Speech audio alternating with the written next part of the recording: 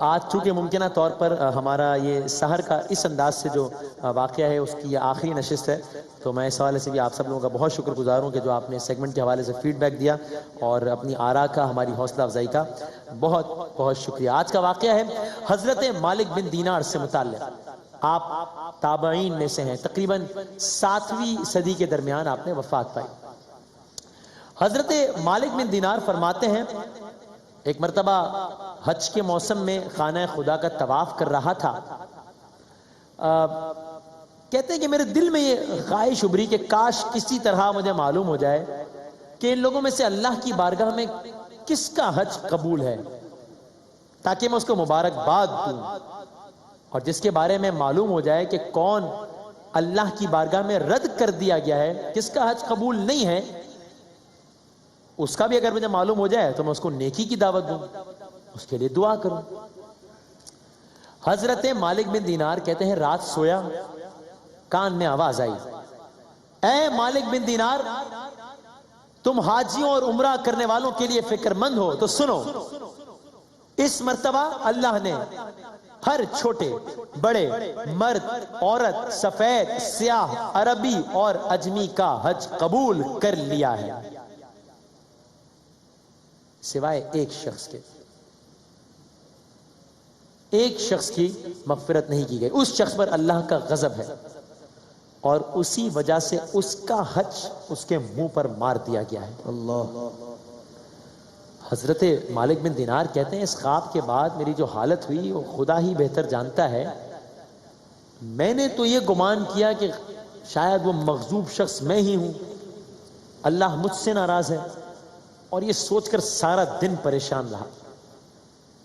دوسری رات آئی، پریشانی میں پھر آنکھ لگ گئی، پھر مجھے وہی آواز سنائی دی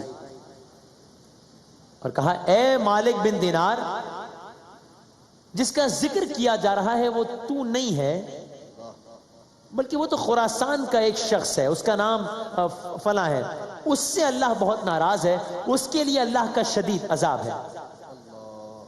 حضرت مالک بن دینار فرماتے ہیں صبح خراسان سے آئے ہوئے حاجیوں کے قافلے میں گیا، انہیں سلام کیا اور ان سے پوچھا، کیا تم میں اس نام کا کوئی شخص ہے؟ سب نے کہا سبحان اللہ، اس نیک شخص کو کون نہیں جانتا، اس سے بڑھ کر عابد کوئی نہیں، اس سے بڑھ کر زاہد پورے خراسان میں کوئی نہیں۔ حضرت مالک بن دینار کہتے ہیں مجھے ان کی زبانی اس کی تعریف سن کر بڑا تعجب ہوا، کیونکہ معاملہ تو اس کے برعکس تھا۔ بہرحال میں نے ان سے پوچھا کہ اس وقت وہ شخص کہاں ہوگا؟ لوگوں نے بتایا وہ 40 سال سے مسلسل روزے رکھ رہا ہے، جس کے بارے میں کہا گیا کہ واحد آدمی ہے جس کا حج رد ہو گیا، باقی سب کا قبول ہو گیا۔ اس کے بارے میں لوگ مالک بن دینار کو بتا رہے ہیں 40 سال سے روزے رکھ رہا ہے، ساری رات عبادت میں گزار دیتا ہے۔ مالک اگر اسے تلاش کرنا چاہتے ہو مکہ مکرمہ کے ایک ٹوٹے پھوٹے مکان میں تلاش کرو، وہ ایسے ہی جگہوں پر رہتا ہے۔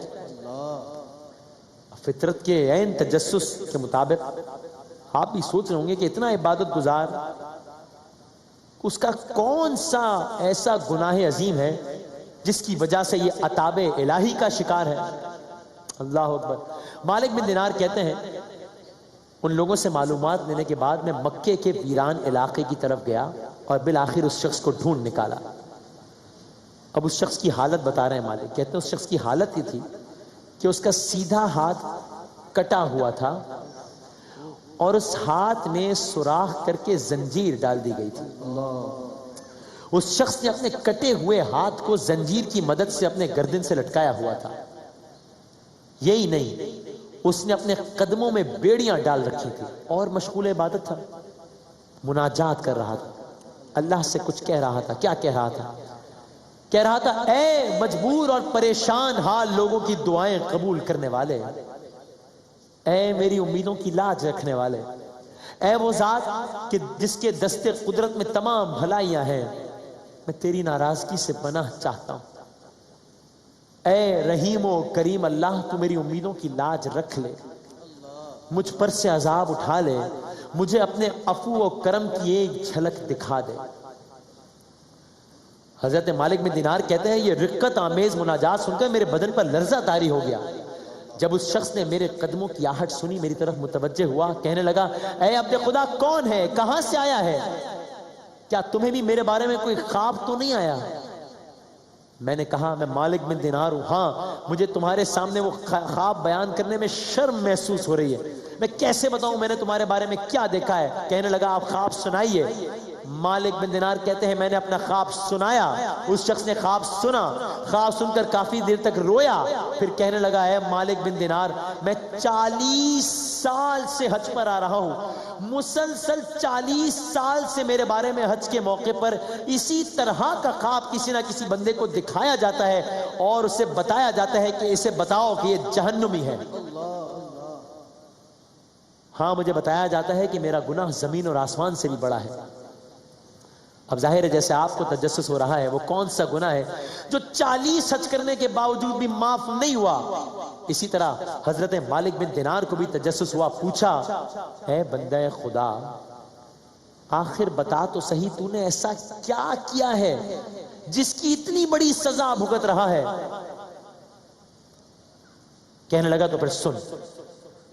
اب وہ بتا رہا ہے، کہتا ہے ایک دن میری عقل پر پردہ پڑ گیا، میں نشے کی حالت میں گھر لوٹا، میری بیوی نے دروازہ کھولا، میری بوڑھی ماں تندور میں آگ جلا کر لکڑیاں ڈال رہی تھی، خوب آگ بھڑک رہی تھی۔